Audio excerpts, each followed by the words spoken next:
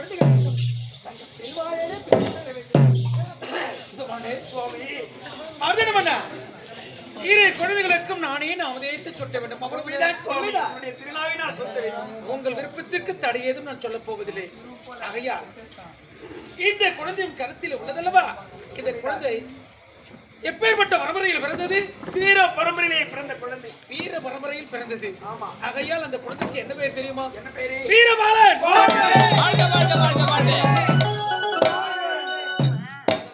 சுவாமி, இந்த குழந்தை சிவனுடைய அருளால் பிறந்தது. உண்மைதான். ஆகையா இந்த குழந்தைக்கு என்ன பெயர் தெரியுமா? என்ன பெயர்? சிவபாலன்.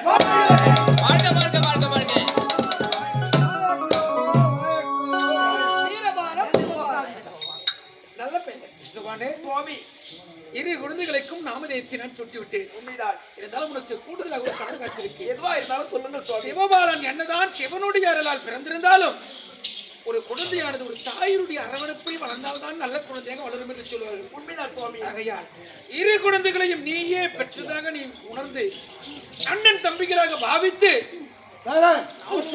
பொழுது ஒன்றமாக வளர்த்து வர வேண்டும். அது மட்டுமல்ல, நல்லது குருமகனை கண்டு இவர்கள் இருவரும் கல்வி பெற செய்ய வேண்டும். அப்படியே ஆகட்டும் சுவாமி, கடமை அது. ஆகட்டும் ஆகட்டும். நீங்கள் கூறியபடியே இந்த இரு குழந்தை என்னுடைய மகனாக பாவித்து நல்ல முறையில் நல்லவர்களாக வல்லவர்களாக வளர்த்து காண்பிக்கிறேன். அப்பா கொடுங்கப்பா, பிள்ளையை சென்று குழந்தைகளை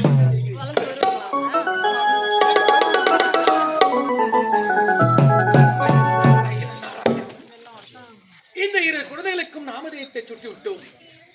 வீரபாலன் சிவபாலன் என்று பின்வரும் காலங்களில் இவர்கள் எல்லாம் என்னவெல்லாம் செய்ய போகிறார்கள்? நாரதன் வந்தான் கலகம் செய்து விட்டார் என்று ஒரு எண்ணம் இருக்கத்தான் செய்யும். நீங்கள் எல்லாம் கலகம் செய்யவில்லை என்று சொன்னால் ஒன்றும் நேர்ந்துவிட போவதில்லை. ஆனால் நான் கலகம் செய்ததற்கு காரணம் ஒரு சமயம் கூறினேன், ஒரு நாளைக்கு நான் ஒரு கலகம் செய்யாவிடில் 1000 சுக்குநூறாக போக வேண்டும் என்று என்னுடன் பிறந்தவன் என் அண்ணனோ எனக்கு சாபத்திட்டான். தக்கன் எதற்காக சாபத்திட்டான்? என் தந்தையோ பிரம்மதேவன். என் தந்தை பிரம்மதேவனுடைய வலதுகால் பெருவிரலில் பிறந்தான் என் அண்ணன் தக்கன். இடதுகால் பெருவிரலில் பிறந்தால் தரணி என்று ஒரு மங்கையானவள் பிறந்தது வலக்காலில். வலதுகாலில் என் அண்ணன் பிறந்தான் பெருவிரலில்.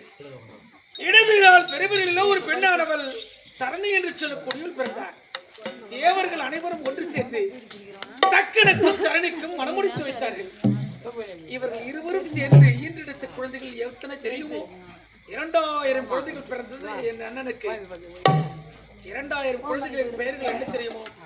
சபலாசூரர்கள் என்று சொல்லுவார்கள்.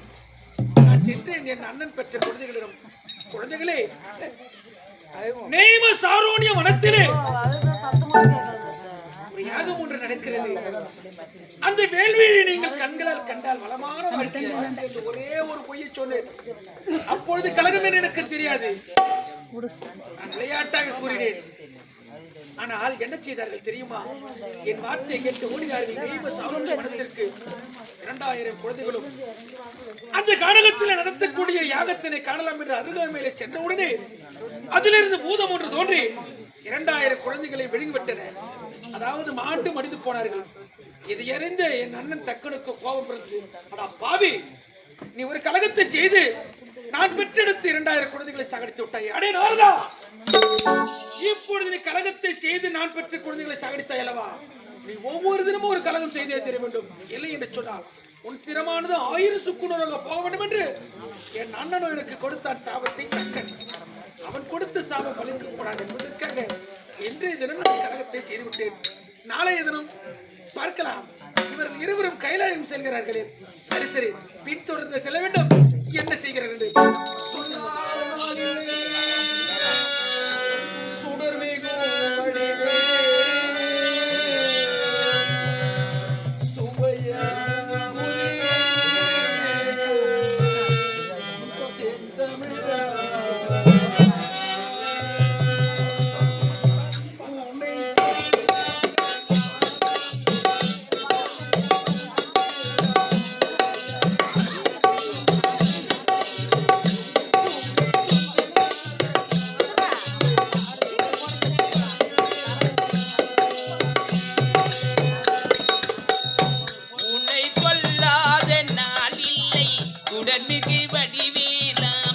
வையான